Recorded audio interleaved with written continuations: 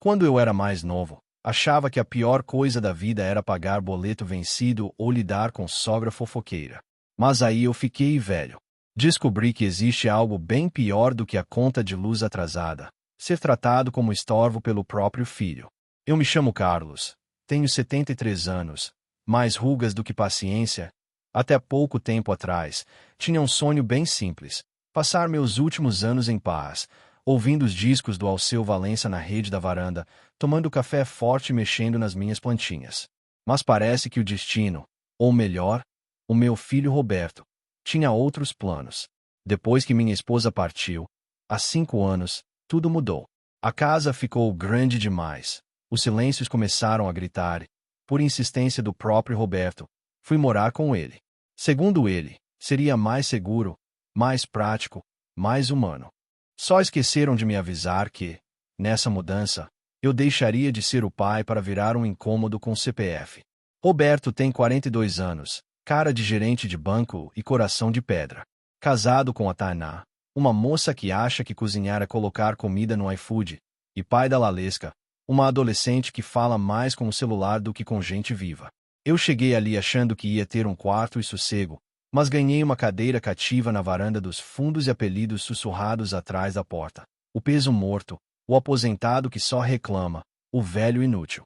No começo, eu me calei.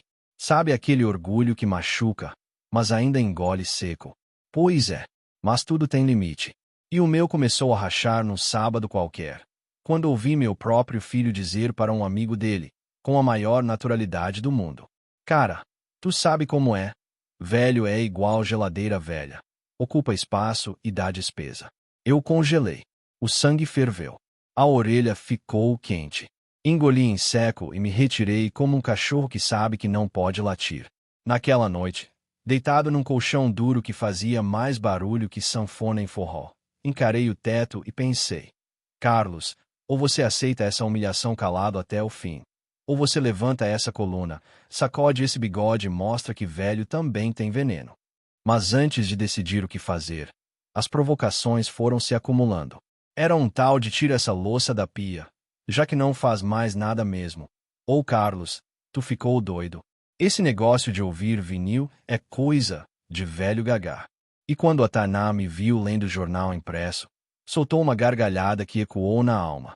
Nossa, que cena! Achei que só existia isso em museu. Fingiam que era brincadeira, mas todo dia era uma ferroada diferente. E eu, bobo que sou, ainda me oferecia para regar as plantas, tirar o lixo, passar o pano na sala. Mas tudo era motivo de piada. Um dia, regando uma samambaia que estava mais seca que coração de ex, Roberto largou essa: "Pai, se é para ficar mexendo com mato, vai pro meio do mato de vez." Ué. A risada da Tainá veio logo depois, acompanhada de um sonoro: "Imagina, amor, teu pai virando hippie do cerrado." Hahaha. Eu me senti pequeno, invisível, e comecei a pensar que talvez eles estivessem certos. Que talvez eu fosse mesmo um peso. Um resíduo do passado que ninguém sabe onde guardar. Mas aí aconteceu um episódio que virou a chave. Era aniversário da Lalesca. Festa temática, cheia de adolescente com piercing, cabelo colorido e cara de tanto faz. Eu estava sentado na cozinha, longe da bagunça, mastigando um pão com manteiga, o único item liberado para mim, já que comida de festa é só para os convidados. De repente, Roberto entra e me vê ali, com a camisa polo puída e o prato de louça na mão. E então solta, em voz alta, na frente de todo mundo: "Meu pai só tá aqui porque se deixar ele sozinho, ele morre." Inútil. Mas fazer o quê? Né? É família. As palavras bateram no meu peito como uma batida de escola de samba. Ritmadas, fortes, impossíveis de ignorar. Levantei. Olhei ao redor. Ninguém disse nada. Nem um eita, nem um calma aí. Só celulares filmando e olhares de canto. Me retirei pro meu quartinho improvisado nos fundos, onde as paredes ouvem mais que os moradores. A partir daquele dia, decidi 2 coisas. Primeira, eu nunca mais ia permitir que me chamassem de inútil impunemente. Segunda, eu ia provar, nem que fosse a última coisa que eu fizesse, que velho não é peso, é raiz. E raiz Meu amigo, aguenta vendaval. E foi assim que, ainda naquela semana, eu dei o primeiro passo. Comprei um caderno novo, fui até a lan house da dona Jurema e comecei meu plano. Reconstruir minha vida, fora daquela casa. Na segunda-feira seguinte, logo cedo, enfiei meus 2 pés no chinelo de couro que ganhei no meu aniversário de 65 anos, o último em que recebi parabéns de verdade, e fui até a cozinha buscar meu café. Mas, desta vez, entre o bule fumegante e o pão amanhecido, algo dentro de mim já não era o mesmo. Talvez fosse o cansaço de ter que pedir licença até para respirar naquela casa. Talvez fosse só a lembrança da gargalhada de Roberto, ecoando na minha memória. Ou talvez fosse o simples fato de eu ter lembrado, com todas as letras, quem eu era. Bom dia, eu disse. Taná nem levantou os olhos do celular. Roberto, com a cara emburrada de segunda-feira, largou. Pai, hoje o almoço vai ser delivery. Não mexe na cozinha. E, se puder, não fica circulando pela sala, tá? Vou receber uma visita de trabalho. Respirei fundo. Tá bom, mas se a visita perguntar por mim, diz que eu tô vivo. Viu? Que o velho ainda respira. Roberto bufou. Revirou os olhos e saiu com aquela cara de quem acha que o mundo gira ao redor da própria vaidade.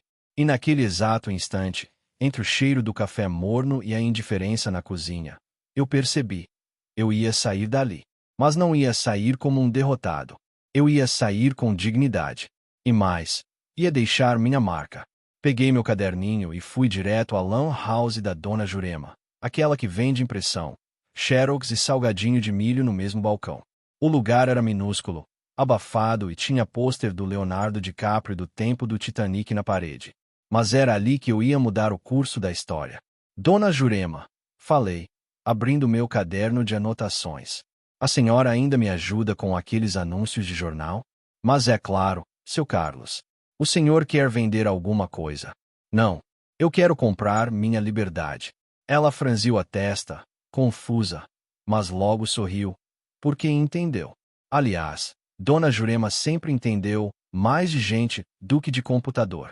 E foi assim que, em 2 dias, espalhei pela cidade pequenos anúncios. Senhor aposentado, habilidoso com horta, conserto leve e companhia de qualidade, procura espaço para alugar ou dividir. Só levo comigo o silêncio, a experiência e uma cafeteira elétrica. Eu sei. Parece piegas. Mas era sincero. Voltei para casa naquela tarde com um sentimento diferente. Um negócio no peito que misturava medo com esperança. Um tipo de alegria tímida, igual quando a gente encontra dinheiro no bolso sem saber de onde veio. No fim do dia, Roberto chegou em casa e eu estava sentado na varanda, lendo um livro velho do Ariano Suassuna. Tá fazendo o que aí fora, pai? Ele perguntou, desconfiado. Lendo. Reaprendendo o que é ser homem. Ele riu, cínico. Vai escrever um livro agora. Memórias de um peso morto. Foi aí que eu levantei. Roberto, me escuta uma vez só. Eu te ensinei a amarrar o cadarço, a andar de bicicleta e a ser honesto. Não te criei para me ridicularizar. Não sou um peso. Sou o motivo de você estar aí, com casa, carreira e saúde. Ele não respondeu. Só me olhou com aquela expressão de desprezo contido, como quem ouve um surdo tentando cantar. Se você não me respeita mais como pai, então me respeita como homem. Porque eu tô saindo dessa casa. E não precisa se preocupar. Não vou voltar para pesar na tua consciência. Se é que você tem uma. Ele ficou em silêncio. E naquele silêncio, eu me senti mais forte do que nos meus tempos de 30 e poucos anos, carregando o saco de cimento nas costas para levantar a casa que hoje ele comanda. Na manhã seguinte, antes mesmo de o sol esquentar as telhas, eu arrumei minha mochila, botei 2 mudas de roupa, minha carteira de identidade, meu caderninho e o rádio portátil da minha juventude. Vai para onde, pai? Ele perguntou, ainda com remela nos olhos. Vou viver, Roberto. Porque aqui dentro só se morre devagar. Saí. Sem drama. Sem discurso, de novela. Só com o coração leve e uma paz que fazia tempo que eu não sentia. E, pela primeira vez em muitos anos, ninguém me mandou voltar. Andei até o terminal de ônibus, com a mochila nas costas e um frio bom no estômago, igual aquele que a gente sente quando vai fazer algo que dá medo, mas que a gente sabe que precisa. 3 dias depois, eu estava morando num quartinho simples, nos fundos da casa do Zé Paulino, um senhor viúvo que também tinha sido chutado pela filha e se virava vendendo pão de queijo na feira. Aluguei a parte de trás da casa dele por R$ 200 por mês, com direito a usar a lavanderia e o fogão. Aqui não tem luxo, mas tem respeito, viu? Ele me disse, enquanto me mostrava o quartinho. Luxo não me interessa mais, Paulino. Me basta a dignidade. Aos poucos, a vida foi tomando outro ritmo.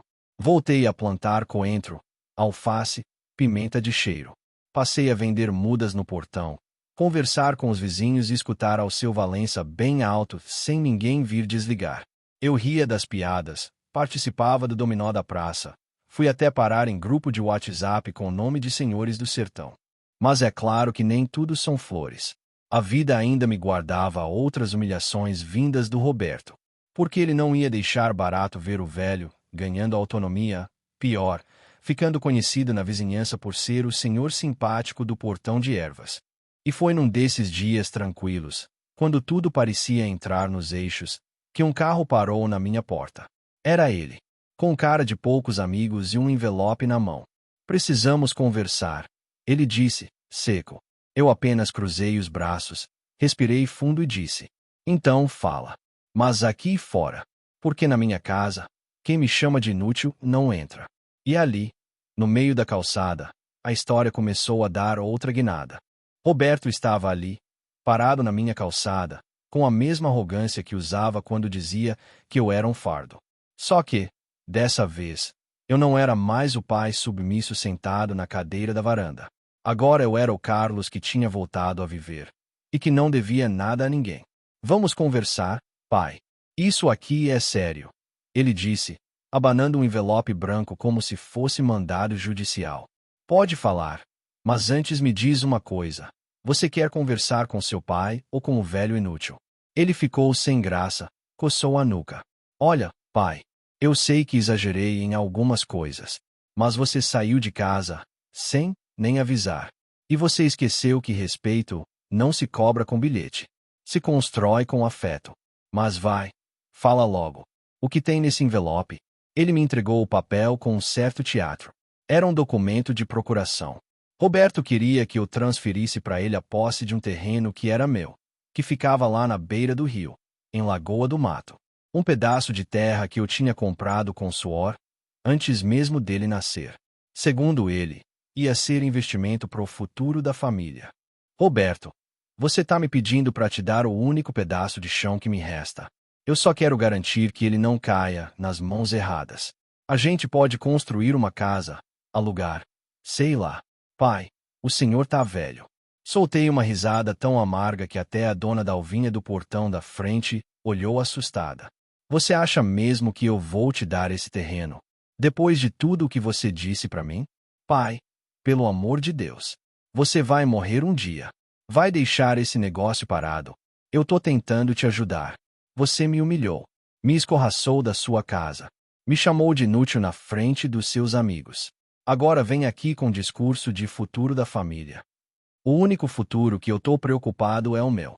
E a única família que me respeita são os vizinhos que me oferecem café toda tarde. Ele se irritou, o rosto avermelhou. O senhor tá agindo como criança. Como se eu fosse um vilão. E você age como se eu fosse um objeto. Um móvel velho que pode ser movido, doado ou queimado. Você não tem ideia da dor que é ser ignorado por um filho, Roberto. Mas eu tenho. E não desejo nem pro pior inimigo. Ele foi embora batendo o portão com força. E eu fiquei ali, parado, sentindo ao mesmo tempo tristeza e um certo orgulho. Porque, finalmente, eu tinha dito tudo o que guardava no peito há anos. Nos dias seguintes, a visita do Roberto virou o assunto da rua. Ele veio se desculpar. Brigaram. E o terreno, seu Carlos? Vai doar? Eu só respondia com uma frase. Se ele quiser minha terra, vai ter que me respeitar primeiro. Porque meu chão, assim como minha história, não se compra com arrogância. Foi nessa época que as coisas começaram a mudar mais ainda. Uma senhora chamada Cida, que morava a 4 ruas dali, Me chamou para fazer uma horta comunitária num espaço vazio do quintal dela. Em troca, ela me ofereceu uma pequena porcentagem da venda das verduras. Não era muito, mas o suficiente para eu parar de depender de aposentadoria para tudo. Aos poucos, minha reputação cresceu. O pessoal da feira me chamava de seu Carlos da Alface, e crianças me cumprimentavam na calçada.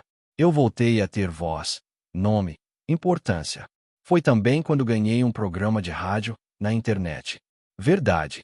Um rapaz chamado Biel, estudante de jornalismo, ouviu uma conversa minha na praça e me chamou para gravar um podcast. Seu Carlos, o senhor fala bonito. Parece crônica. Vamos fazer um quadro chamado Velho Sabe das Coisas. Eu ri, claro. Achei que fosse gozação. Mas ele insistiu. Gravamos alguns episódios na varanda do Paulino e, para minha surpresa, começou a bombar. Gente, esse senhor é um gênio, diziam nos comentários. Aos poucos, eu me tornava uma voz escutada, uma presença lembrada. E enquanto isso, lá na casa dele, Roberto via tudo isso pelas redes sociais.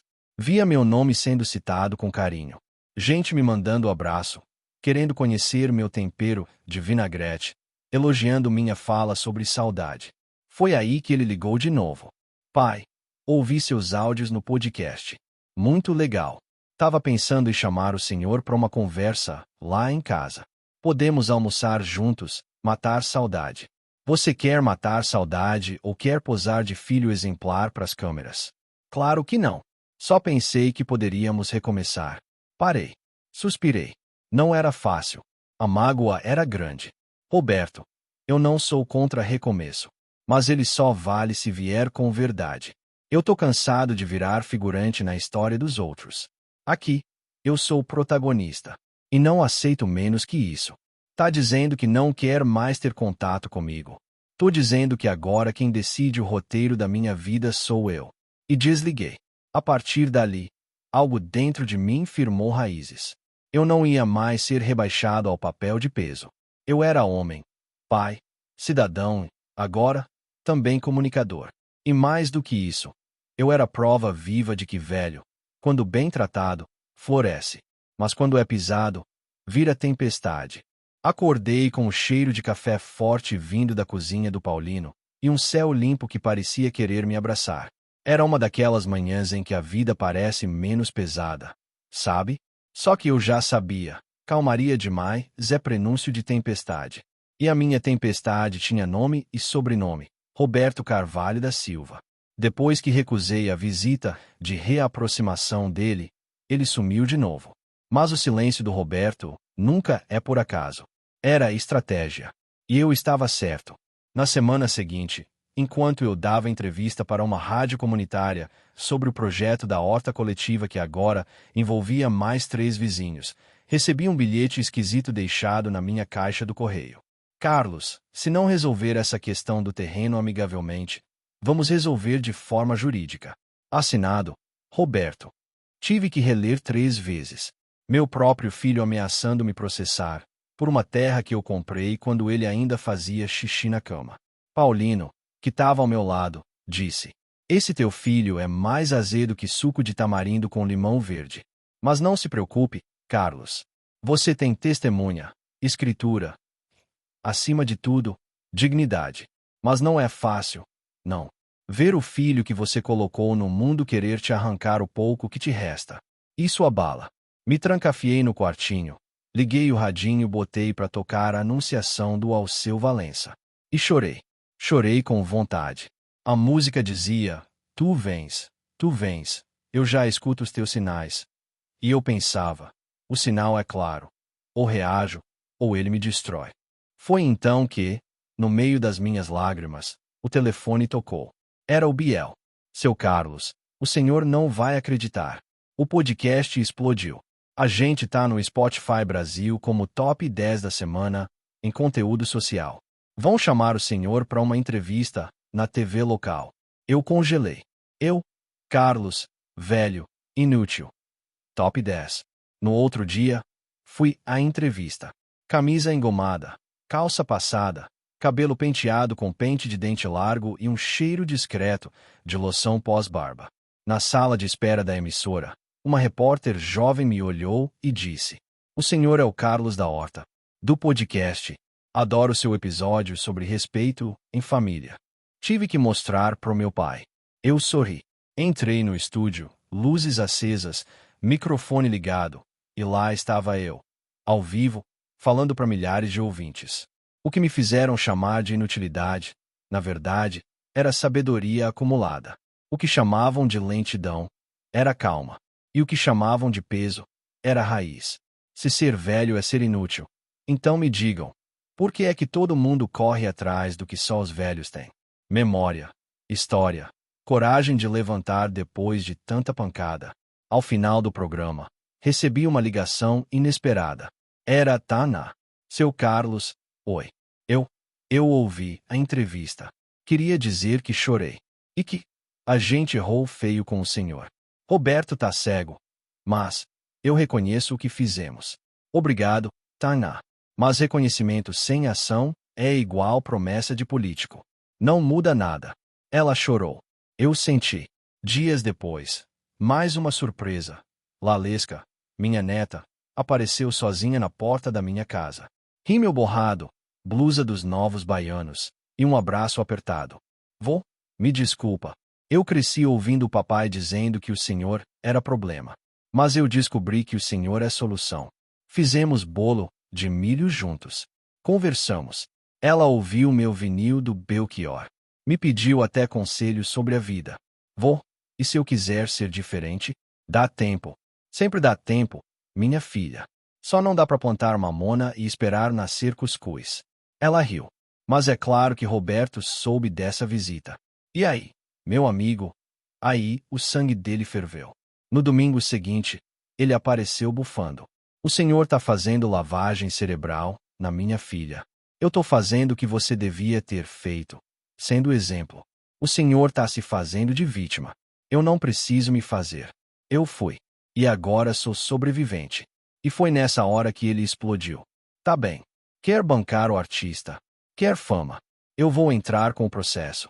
E dessa vez, não vai ter choro que me faça parar. Paulino apareceu na porta, com uma vara de pescar na mão, e falou bem alto. Ô jovem, vê se respeita. Aqui não tem mais velho indefeso, não. Aqui tem homem.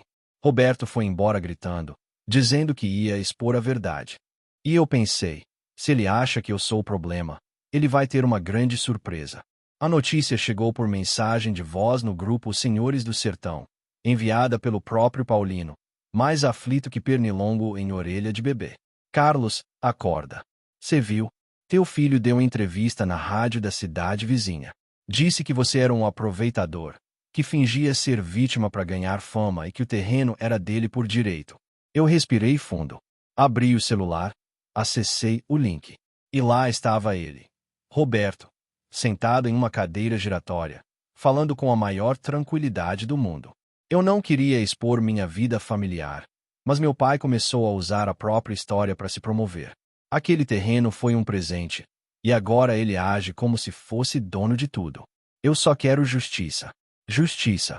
Essa palavra, na boca de quem nunca soube o que é empatia, soava como piada. Paulino me olhou sério. E agora, Carlos? Vai rebater? Eu fechei o celular. Olhei pro céu. Tava nublado, o tipo de céu que dá vontade de ouvir Belchior e comer doce de abóbora. Eu vou responder, mas não com um grito, nem com ódio. Vou responder com verdade, na frente de quem quiser ouvir. No mesmo dia, liguei pro Biel. Biel, tá na hora de fazer aquele episódio especial. Um desabafo, seu Carlos. Mais que isso, uma declaração. E uma escolha. Gravamos no mesmo canto de sempre, na varanda, com os passarinhos ao fundo e o cheiro de café no ar. O episódio se chamou O Velho que Não Se Calou. Nele, contei minha história inteira, sem floreios. Falei da dor de ser ignorado, das humilhações, das lágrimas engolidas no silêncio da noite. E, com a voz firme, disse: eu não quero herança, nem fama. Quero apenas o que qualquer ser humano merece: respeito. Não sou santo. Já errei como pai, como marido, como homem. Mas nunca virei as costas para quem precisava de mim. E se isso não vale nada hoje, então não sei o que mais vale. O episódio viralizou. Entrou no top 5 de diversas plataformas. Gente do Brasil inteiro mandava mensagem.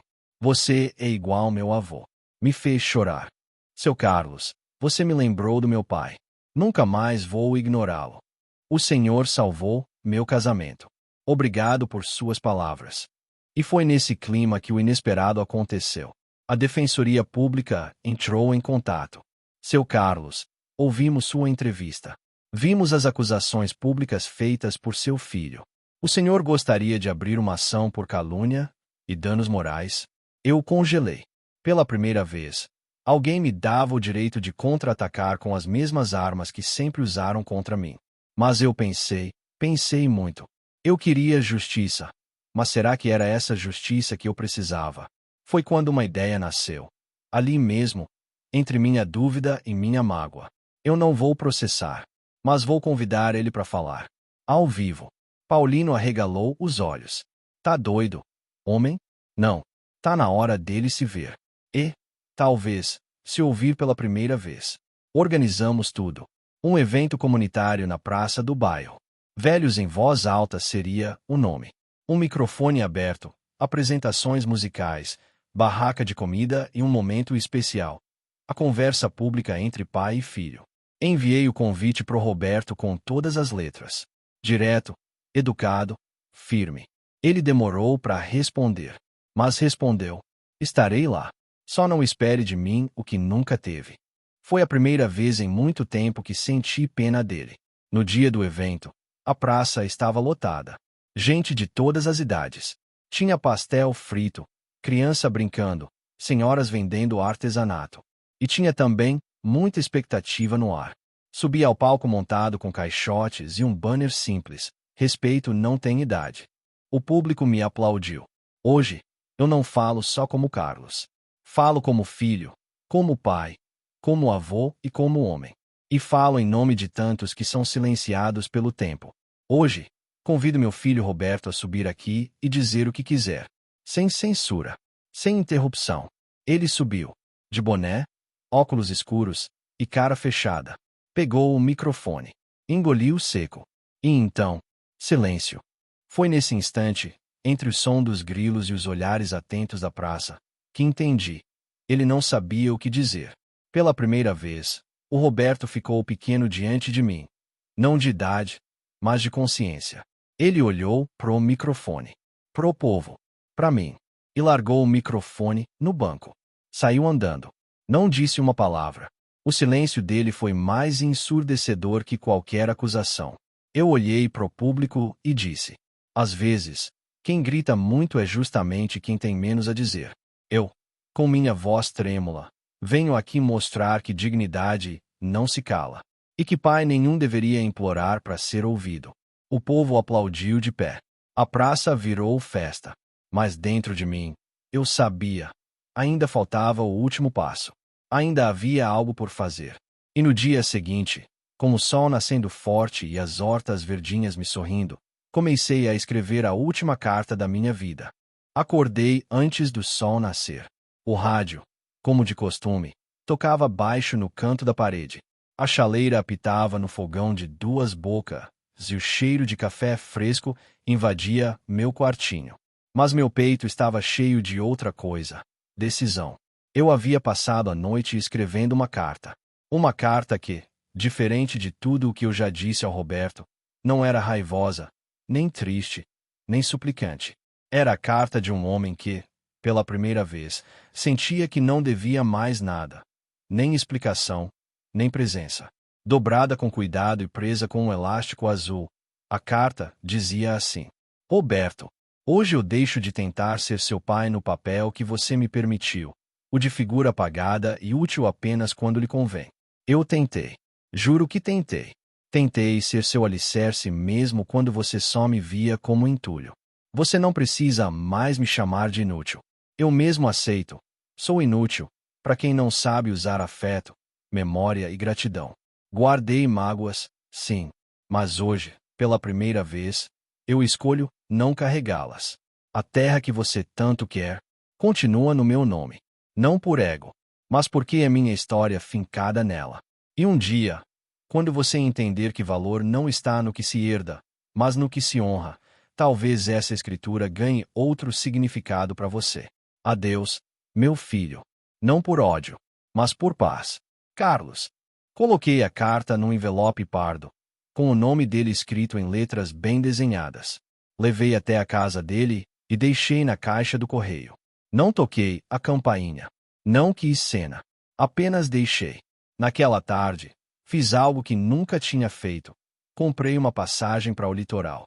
Queria ver o mar.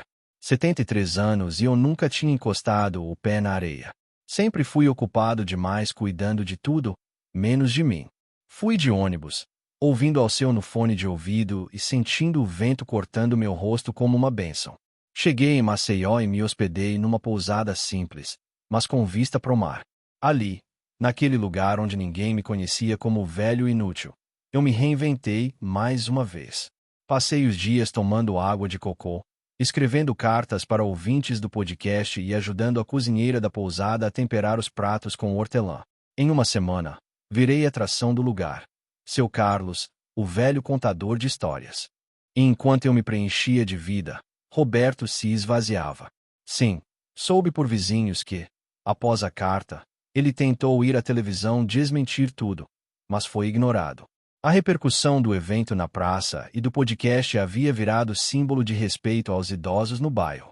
Até vereadores me ligaram oferecendo homenagem. Recusei todas. O que eu queria mesmo era anonimato com dignidade. Taná se separou dele. Soube pelo Paulino, que ainda recebia fofocas por áudio no WhatsApp.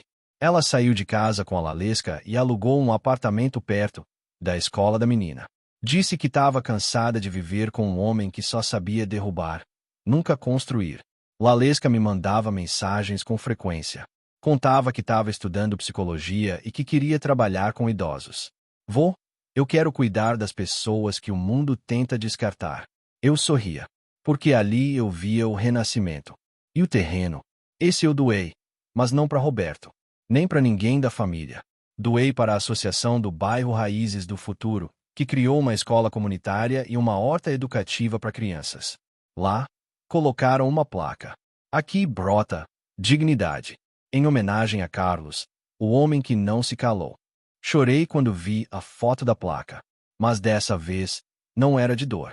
O podcast Velho Sabe das Coisas continuou, agora com participações de outros senhores e senhoras do Brasil inteiro. Gente que passou a escrever dizendo: obrigado por falar por nós, seu Carlos.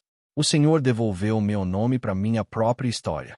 E assim, entre um peixe frito à beira-mar e uma conversa fiada com turistas, encerrei um ciclo.